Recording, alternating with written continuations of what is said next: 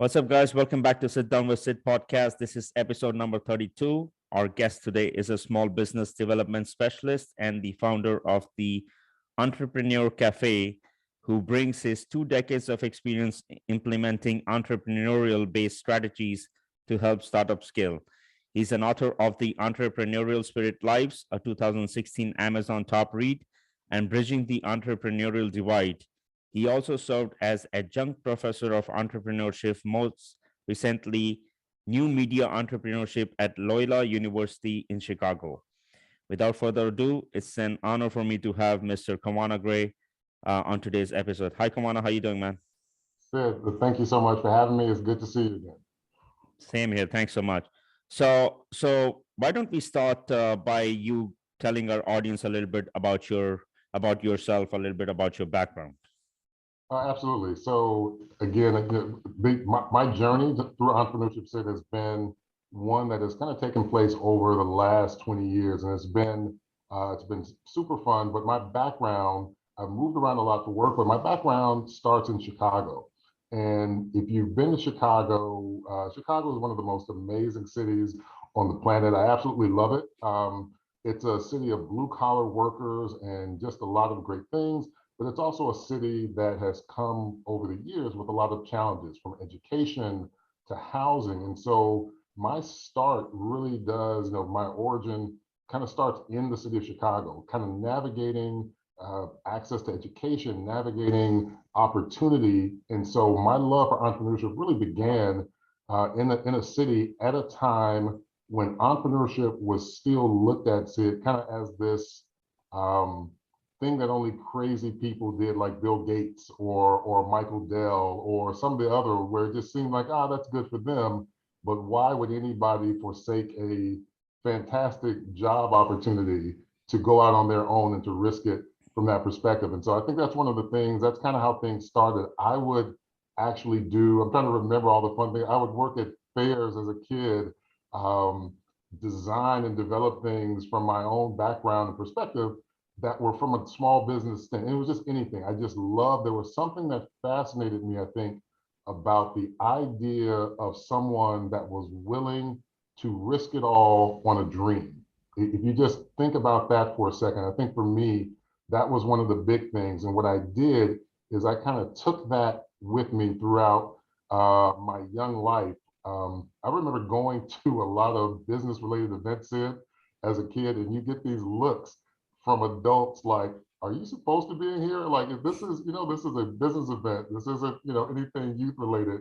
And so I remember putting myself in places that helped to further along my interest and my desire in small business. And I think that's one of the things that I remember the most.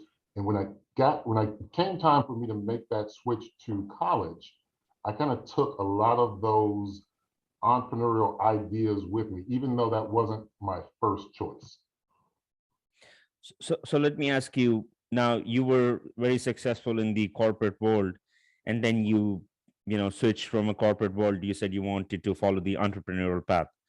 Right. What clicked in your mind? Like, what was that moment? What was the moment, to be precise, that said, you know what, this corporate world is not for me. I'm okay to take risk and do something else with me.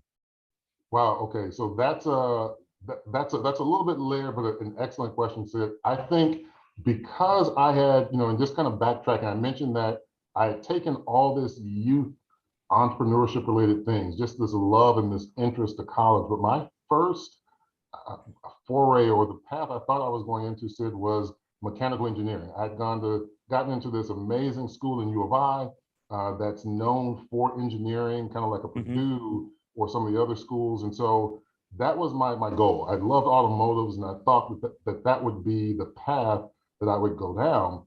But business came so naturally. When I think back at that time, so business came so naturally for me that it was kind of like waking up or walking or breathing. And so I naturally took that path. But I remember when I finished college, I was talking to a family member mentor, and they said, Cavanaugh, everything you're talking about sounds fantastic. You have all these great ideas, but I'm going to challenge you to do something. And they said, try working for someone for a while. And I was like, that's preposterous. I don't want to do this. I have all this talent and stuff I want to do. And what they said made sense. They said, you're going to learn so much more about yourself. You're going to learn about what you like in the corporate world or the business world. You're going to learn what you don't like.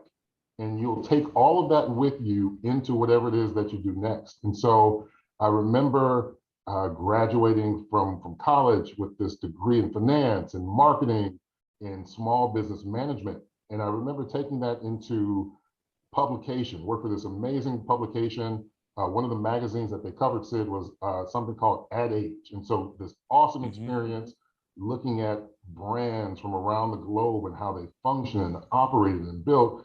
And then I worked in tech in Washington, D.C. at the very early .com phase. And then lastly in energy, at a time when energy was changing really rapidly. And I remember very clearly, Sid, I happened to be out in Washington, D.C. at a time when some of the craziest things in the country happened. And so my wife and I just got married. We moved out there, and I think I might have been out there 6 months, maybe. And we had the 9/11 attacks. And I remember going, man, that's odd. And then you had these other things that transpired in that short period of time. And what I remember thinking is this feeling that a lot of us have, hey, tomorrow's not promised. It doesn't matter what it is, that tomorrow is not promised. And I remember that nudge or that feeling pushing me forward to start moving in that direction. And so I would say early 2004 or so is when I felt the seed being planted, but the company wouldn't start, really wouldn't be active, moving, operating for another 2 years. Great. Cavanaugh, I want to talk about the Entrepreneur Cafe, which is the company you founded. I have a question now. That's a very intriguing and interesting name, the Entrepreneur Cafe, right? So what was like the vision for you? Like, first of all, what year did you started this company? And second, what vision you had in mind when you said, I want to open this company and specifically choose this name? So what was give me a little bit of your kind of insight into your company. Well, I appreciate that question, Sid. So going back to the DC time period, again, you're starting to get that nudge. And I think for a lot of entrepreneurs trying to do anything, that nudge starts as that very small whisper that you hear and you push down, and it keeps rising and you push down. And so around 2004 or so, what my days looked like, I was working in energy, one of the most complicated but exciting industries that I've worked in. And what was happening, I would get up at 4 or 5 o'clock in the morning every day because I kept trying to push that voice down and say, hey, now's the time to start. But I couldn't. And so I'd be getting up 4 or 5 o'clock every morning. I would fire up the coffee pot. I would literally be working at my desk that overlooked going from Arlington, Virginia into DC. You could see the Pentagon. And I would work for about 2 hours. And I would work until it was time for my young son to get up, and I would get him together, and I would drop him off at childcare. I would go to work a full day. I would come home, and before the evening was over with, I would still put in a couple of hours in the evening. And what happened was it became, as I'm working towards this goal that's in my mind, it became this daily ritual of coffee and convergence of business that took place every morning and every evening. And so the name came about because I was drinking all this coffee, Sid, and I was trying to find a way that best expressed how business and coffee convert, or how it came about for me. And it really, these ideas just kind of developed over a pot of coffee. And most people will think that there's an actual physical cafe in terms of a coffee shop. No, for me, it was really just this convergence of my ideas, early morning work hours, late work hours, and entrepreneurship taking shape. And if you even look at our logo is a coffee mug that's made out of 2 letters of the company's name. And so you'll see an E, and then you'll see a C that makes up the handle for the company. And it just kind of, it seemed to fit. So that's when you think about the name, the Entrepreneur Cafe, it's kind of this proverbial place of just where ideas and dreams converge towards getting some work done on my behalf for my dreams. And that's how it started. Perfect. I love that story. Before I talk about like the kind of work, that the kind of strategies you implement in this in your company. I have a question for you now. Two parts. Number one is, what does an entrepreneur mean to you? Like, because entrepreneurship, everyone has their own definition, right? Absolutely. What does that mean to you? And second, are all startups entrepreneurial venture? Oh, wow.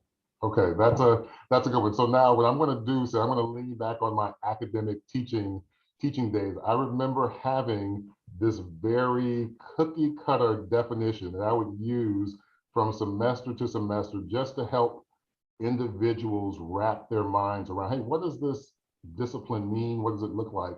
And I think it would read something like, an entrepreneur takes ideas and transform. It was something so basic because I was trying to get people to wrap their heads around that. I think when we talk about entrepreneurship these days, Sid, the definition has blurred. The lines of what that looks like has blurred so much that you can't physically take it and put it into one box. Because back when I was very much interested in it as a child, only the tech heads were the ones really busting through with a Microsoft or a Dell or whatever it might have been to get into that space. And then over the years, it became mom and pop shop kinds of situations. And we've seen it morph into every possible version of entrepreneurship that you can think of. We have work on demand. We have the gig economy. It has just taken so many different variations that, I think it's really just about these days, if you have an idea that you believe in. And I think entrepreneurship is about seeing that idea through to fruition, whatever that may be. And again, to kind of now put it in a defined box, I think these days it's hard. Okay. And then second part question, are all startups? The reason I asked that question is because, a startup can be a product development, can be services offerings, but as you said, an entrepreneurship is an idea, right? So do you think that somehow it kind of correlates, or like what would you say is a difference between a startup and an entrepreneurship? So I think entrepreneurship now, I think you can be an entrepreneur. I'm trying to make sure I frame this right. You can be an entrepreneur and still not necessarily, you can have an entrepreneurial spirit. I think a lot of people have an entrepreneurial spirit from what I've seen over the last 20 years, but everyone is not in a startup mindset, if that makes any sense. Right. So you can have an entrepreneurial spirit. Hey, I've always wanted to do something on my own, but I don't know what avenue it takes. Am I more of a franchise person? Am I just can I buy a company that's looking to sell? Do I have something? A lot of small businesses start off as hobbies. And so as you go through life, you see someone that took this hobby that they were very passionate about, and they turned it into, over time, a business. I think the startup environment, from what I've seen in working in it, is, again, you can be entrepreneurial and still not be in the startup mindset. Because the startup mindset I've seen, Sid, and you've seen this too, being in New York, you might have a window of 3 months to turn a thought into something real. And if you can't do that in that time frame, then it's on to the next. And so I think the startup mindset is a little bit more, it's a lot more fast paced. It's a lot more skin in the game. There can be a lot more, I think there's a lot more commitment in it. There's a lot more sacrifice. Whereas you can be an entrepreneur wanting to start a business and it still not be as deep, hectic, or require as much as a startup might. And so if I had to kind of make the variance of those two things, I think that would be a good definition that I would give it. Perfect. You also talked about, I want to talk about your book, The Entrepreneurial Spirit Lives, which is the 25 tales to help entrepreneurs start, grow, and succeed in small business. Tell us some more about this book and what can people expect from this book? So Sid, I think, so one of the things I've noticed, just kind of looking over career and things, I noticed that entrepreneurship, me trying to develop a company that would benefit other entrepreneurs, which is really how the Entrepreneur Cafe got started, it has taken me in avenues of directions that I really didn't see coming.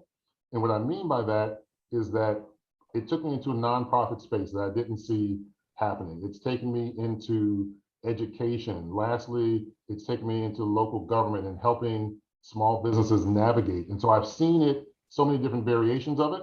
But one of the things that really is the origin for the book was that I remember teaching when I first started teaching. So I was kind of doing this dual role. Someone had said, "Hey, Cavanaugh, I think you would be a great individual for this." And I come from a teaching household and said I would never teach. There's no way I'm ever going to do that. I've watched my mom teach, and it is just a tough business.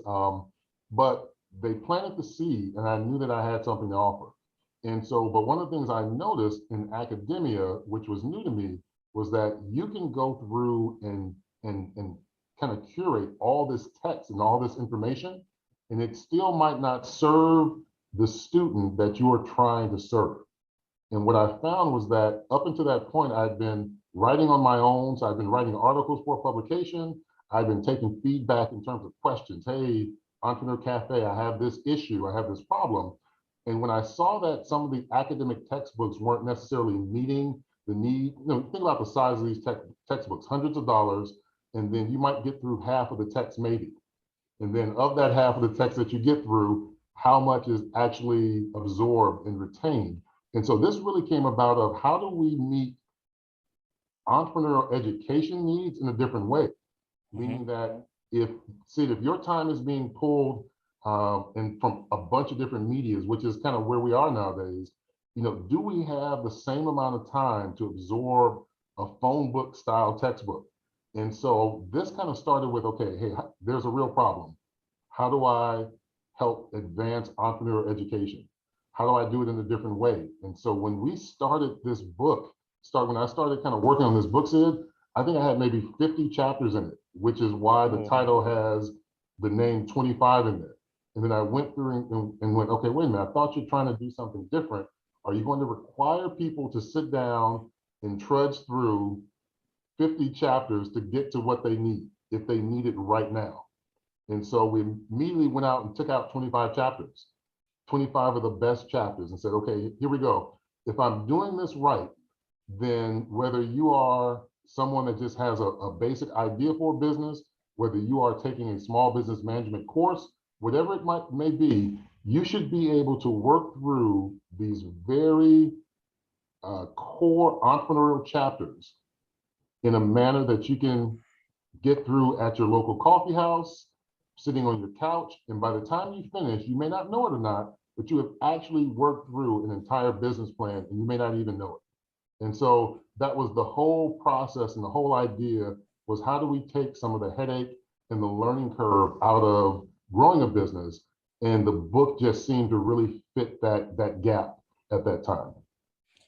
So, Cavanagh, I want to ask you, based on your entrepreneurial experience, academic experience, teaching entrepreneurship, like, what do you think is, if there was to be just one quality an entrepreneur must possess to be successful, what would that be? Oh, wow. Okay. So I could run through. So I used to share these a lot. And there used to be a kind of a write-up I would do, Sid, which was really important, because an entrepreneur, if you went through some of the greatest entrepreneurs in history, from Ford to Musk these days, if you just look at them, they each have this one thing that you could pull out, and the list is yay long. You have to have vision. You have to have a great idea. I think entrepreneurship really, if I had to pull out that one thing, you've got to be able to persevere. Okay. I think you've got to be able to look past the right now. Sometimes the right now, or what you're looking to get to, is really, it might be, someone may tell you it's 2 years away. It might be 5 years away. It might be 7 years away. I think the perseverance part, the ability to stick to something, to me, that's what stands out. And as we're talking, what jumps out right now is there's an amazing quote by Ben Franklin. A magazine that no longer exists interviewed him in like some ridiculous time period. So it's like 1898. This magazine had been around forever. And they asked him, hey, Mr. Franklin, you've had successes across so many different areas, from publishing to inventing to just thought leadership. What is it that you do better than anyone else? And one of the things I thought was interesting was his response. He said that most times in a given day, we're given 24 hours to do with whatever it is we want to do. He says, if you were to quantify that 24 hours, you would find out that most people are doing something throughout that time. He said, the difference between me and anyone else is my ability to persevere and to focus that energy into doing one thing, while most people use that 24 hours across a multitude of things. He said that they would persevere and focus in doing that one thing. He said that they would be successful. And I remember That's a reading great quote. that was actually a huge turning point in some of the things I was doing. A few quotes have hit me as hard as that one, because it says, hey, you got to focus and you got to persevere. So I think perseverance is just a huge part of entrepreneurship. Love that answer. Let's talk us through about Entrepreneur Cafe strategies and implementations. So, for example, do you have any steps that you guys follow in your company? So, for example, if an entrepreneur or a startup company approaches you, break it down for us and our audience. How do you strategize and what steps do you take? Okay, so I think that's another great question. Entrepreneurship can almost feel, if you're not careful, Sid, it's been done. So many different variations of it has been done, especially from a consulting and a coaching side. And one of the things that you learn in kind of going through the process that I found is that you couldn't do it before the pandemic, long before the pandemic, and you definitely can't do it now. You can't take entrepreneurship and homogeneously rake everyone into one basket and say, hey, we have the solution for you. And so one of the things that I saw way back was that you have to look at entrepreneurship across like this timeline that we've discussed. And it's been, everyone might be at a different point in their entrepreneurial journey. And so we approach it as, you could be the first entrepreneur we speak to or the 50th. Each entrepreneurial individual is unique in their own approach. They could even have some of the same ideas, and their approach is going to be different than someone else. So I think it's first understanding the uniqueness of each entrepreneur, and also understanding that if you are in business, first and foremost, whether you know it or not, you have a brand. And how do we best look at helping that brand to tell their own unique story? And so I think that for us, that's a starting point. We never want to lump anyone together. So we would see the uniqueness in each entrepreneur, entrepreneur. The other part of that equation, Sid, I think, is that even though you can have the same business idea or something closely related, every entrepreneur is going to have a different and unique problem. And so we approach it as saying, okay, hey, I might have worked with 3-4 other tech companies prior to talking to you, but your particular situation, hey, let's find what is your unique problem? And what I found, Sid, is that it could be, again, you're going to have a bunch of different answers to that, but if you were to take all those answers, you'd find that even though they're different, they're going to fall into one of 4 categories. And it's helping the entrepreneurs understand what is your biggest obstacle. So is management and management processes one of your biggest obstacles? You can have the best idea in the world. Today, you're not going to get funded if you do not have a team around you.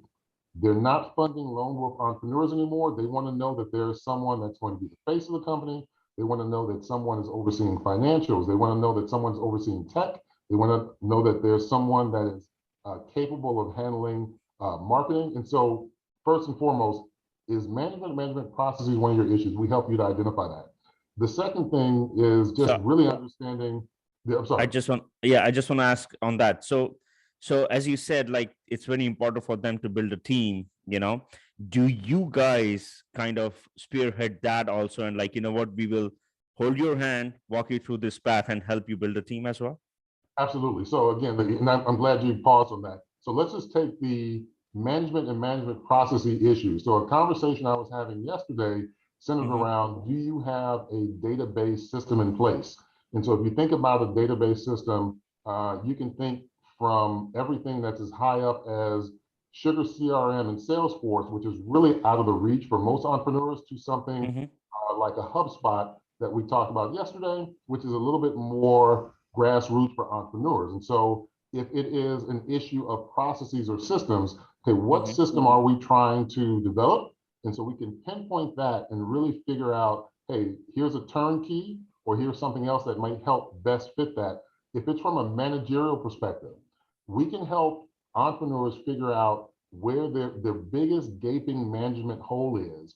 And a lot of entrepreneurs don't have the resources starting out to really pour into hiring. And so we can help them leverage even one, identify what the problems are in their management team, and then identify within their own network individuals that might be able to fit into advisory role positions based on those needs without really having a huge out-of-pocket cost.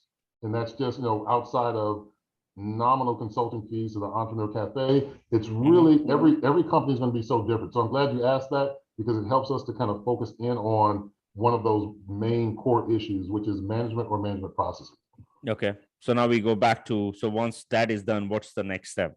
So the next step, and again, it's moving them along, figuring out where they start in this process, and then moving them along. And so it could be, you come across a lot of entrepreneurs who have an idea, but haven't solidified it enough for them to take the next big leap. And so we may point them to, we have 2 titles on Amazon right now, The Entrepreneurial Spirit Lives, and a smaller text, digital text called Bridging the Entrepreneurial Divide. And so that may be, for a lot of entrepreneurs, that might be the best first start. Just really trying to get them to think through some of their ideas in a manner that works on their own terms. So I think that's that might be an early start. Then if they're beyond that, hey, I've just spent the last year working through some of these ideas and things, I think I'm ready for the next step. For us, we can get them into a small business or a startup consultation.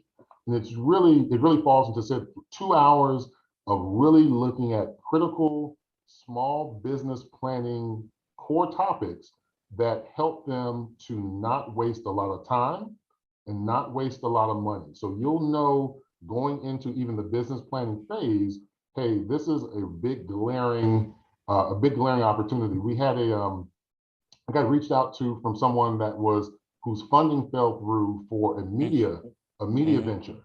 And again, we were talking through some of those issues, and one of the issues that surfaced was based on something I'd already seen before. The gentleman was looking to get funding in a Chicago market that is known for not having a strong financial or capital infusion infrastructure. It's not like New York, and it's not like a California. And so there's this huge vacuum. And so it was trying to figure out, okay, that's a financial or access to capital issue. And so one of the things we were trying to do was work through, okay, what are the other options based on what it is you're trying to do? And so for us, we try to move them along at their own pace. Let's say they get past the consultation phase, then we could talk about kind of an hourly rate that fits where they are. So if they need our company for 2 hours a month, we're there for you. If it's a little bit more complex, they might need you for 4 hours or more, then we have a way to help them meet those needs at a price point that is manageable, but allows them to really only access the expertise that they need at the time that they need it. And so if you think about just the very basic access to entrepreneurship, education, we've done trainings in the past, the consultations, and then the actual coaching sessions go up from there.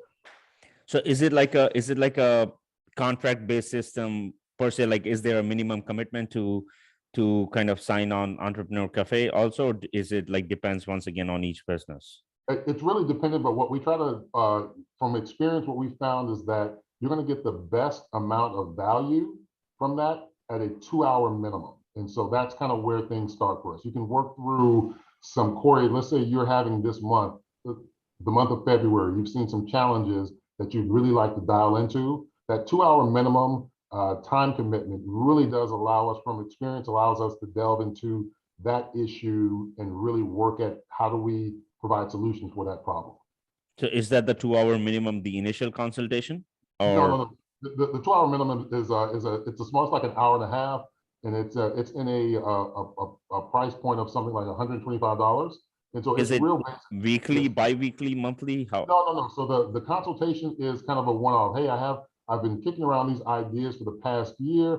I'm really looking to start to put some of this in motion, but I'm concerned that I don't want to get, I don't want to say taken advantage of, but I just don't want to waste a lot of time in Mm-hmm. this venture. And so this consultation is one of the light touch but move you forward type of approaches, because we do cover core management, core marketing, core financial, and access to resource issues in a way that really points them in the direction, whether they work with us again or not. It really points them in that direction of saving time, saving money, and moving their ideas forward. And so that's kind of that first consultation approach is kind of that light touch, kind of Mm-hmm. move things forward. As you get into the more of the hourly, 2 hour, 4 hours and beyond, that's when you kind of dive into more of the serious issues related to the business. Perfect. I was blown away by the stats of the startup industry. 9 out of 10 startups fail. I mean, back in the day when I met you in San Francisco, I was like, blown away by the creative minds of these people. Uh, why do you think is why do you think the failure rate is so high in a startup industry? Is it the idea? Is it the not everything can be funded, right? As you said, you can have an idea, but it's not scalable. So chime us on this with your experience, and what do you think being in the industry for so long? So I think one, the success factor of entrepreneurship, like from what you see, is a numbers game too. There's a lot of things. So I don't know if have you seen this show, Sid, called American Greed? It's an Yes, amazing. yes, I'm I love that fascinated. show.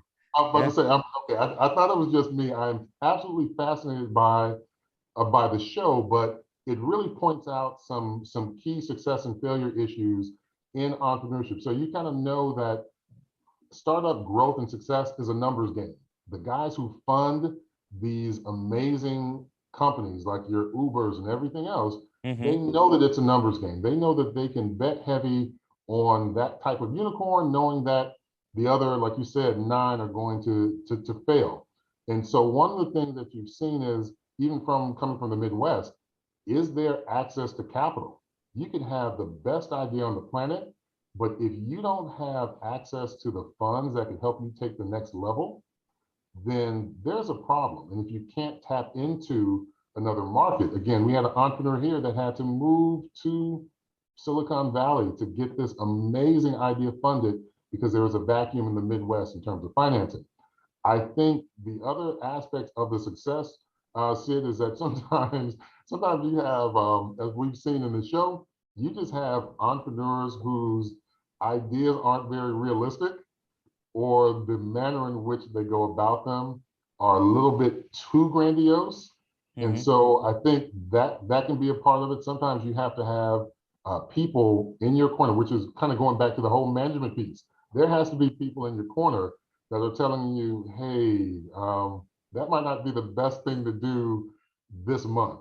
And so Mm-hmm. you see that a lot popping up. The other thing too is, and this is something that's hit me really hard recently, Said, we talk about what's that defining thing between success and failure. When we talk about that, I've learned over the last 2 years, we all have learned that when you start looking at the rate at which entrepreneurs closed over the pandemic, and you start to delve into the breakout from a ethnic perspective, you find that a lot of startups and a lot of small businesses, they start off weaker.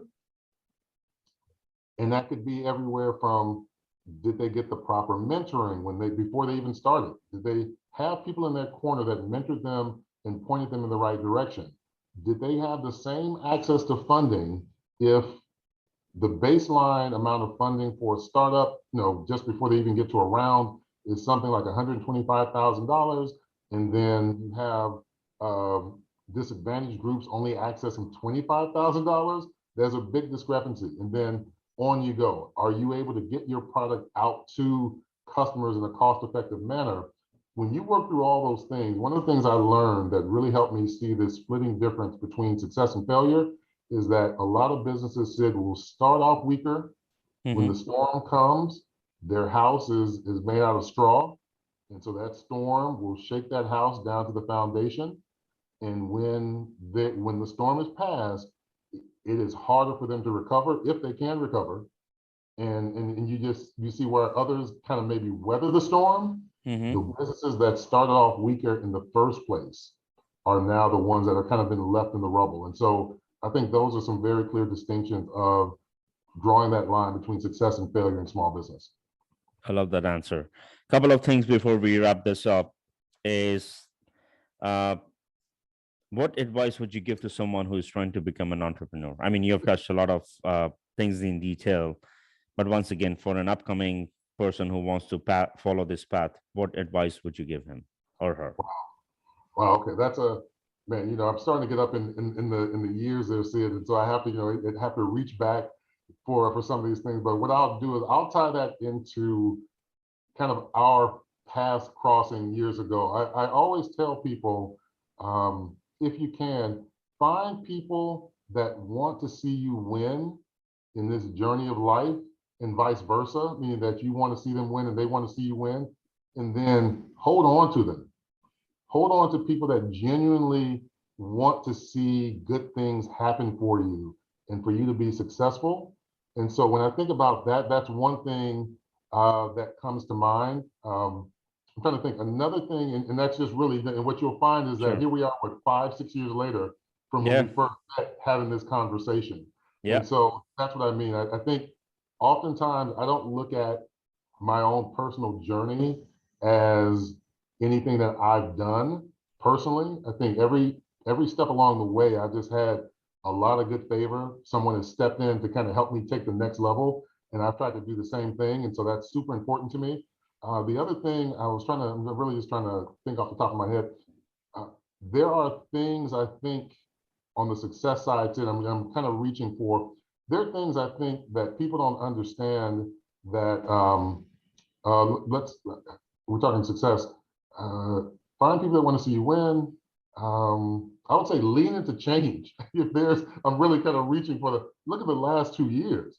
People are having to do things now, Sid, that they never thought that they would do. They move to places that they never thought that they would move to. They're in roles or having life experiences that they never thought that they would have because change came so abruptly and so quickly. And so what I've learned over the last 6 months of selling a house and buying a house and sending a kid to college and moving and getting set up, I just had to lean into change. I think that's a success, one of those success factor things I think is super important. And lastly, Sid, I think is, man, if there's something that you are even having the inkling to do, and you really feel it from a very deep place, I think you should do it. I think you should do it. You're going to have a lot of things, whether it be people you know or circumstances in life, that will look to pull you away from that thing that you're supposed to be doing. But it really is, if you don't do that one thing, you know, it might not ever get done. And I think about kind of my own experiences and where life has taken me. If I didn't answer a yes in some of those early situations, I don't know, one, some of those things would have never gotten done, but it wouldn't put me where I am now, which is in a role to continue to help people all these years later. And so that's what I think about when I think about kind of some parting thoughts for success. I love those. Last question before we wrap this up. What separates you or the Entrepreneur Cafe from the rest of the entrepreneurial coaching field? That's another excellent question. I think entrepreneurs have so many options these days, Sid, for assistance or for help. And so that's one of the first things that comes to mind is that you can now go anywhere. You can sit in your own home and get the resources that you need to some degree. You can access resources in your community. I think one of the things that really separates us is the fact that I'm a lifelong entrepreneur, but then both in practice and in company has merged those two things together beautifully, meaning that I didn't just stay in academia where I had a chance to really learn new things and test new things, but over the past 20 years, you can physically, look and see the work and how that work has impacted everything from the nonprofit space and helping homeless families to local government and helping small businesses navigate the pandemic or just the startup phase itself. And so I think that's the first thing, is that we have 20 years of experience in this space. I think the other thing is that we have learned to look at entrepreneurship, I think, just a little differently than what you would expect. And so, having all these experiences from the academic, I can tell you that if you can't look at entrepreneurship and not look at the management side without looking at the impact that your management decisions have on your marketing. And you can't look at your marketing without looking at the impact that it has on your financials, because they're all interrelated. And I think that's one of the things that often gets missed. We like to silo small business and put management over here and marketing here and financial somewhere in the corner, but all those things are interwoven. And I think we just have a different perspective of how to actually look at the problems that small businesses are facing, but then come to the table with real solutions for how to address management issues, how to help small businesses get a greater return on marketing, which is ever changing, how to access the best, not just any access to capital, but there's so many avenues today, how to access the best possible avenue for funding for your business, and then resources. Sometimes the resources that we need can be right across the street, Sid. If we don't know that they're there, we can't tap into them and they don't help us. Great. So if people want to reach out to you or Entrepreneur Cafe, where can they find you? And we will actually put this in the description of the video as well. Absolutely. And I'll get you any other information you need in the future. But I think the best way, I'm having a lot of conversations now. I mentioned to you in the past 6 months, we've moved to the fastest growing US city in Austin, Texas, and it's been great. We're currently preparing for South by Southwest and to kind of participate in that. But I would have any of your listeners, Sid, reach me at C. Gray at eCafe LLC. Feel free to reach me personally, 312-545-1014, and I'll get you other resources and information. But I love having the dialogue around small business. I love the opportunity to talk about potential partnerships, or really at this stage, just share what we know or have learned from our 2 decades in the startup space. Wow. I mean, I had a blast on this. As I've always said, you're one of the smartest guys I have met, and there is so much one can learn from you. So I personally want to thank you for taking the time to, make this happen finally. And and if there is something we can do for you, please don't hesitate to reach out to us, and we will spread the word out as well from our end. Absolutely. Sid, I appreciate you so much. And thank you for your patience. And I'm just glad we've been able to connect. Thank you so much, Cavanagh. You have a good day. Bye-bye. You too, sir. Bye-bye. Bye-bye.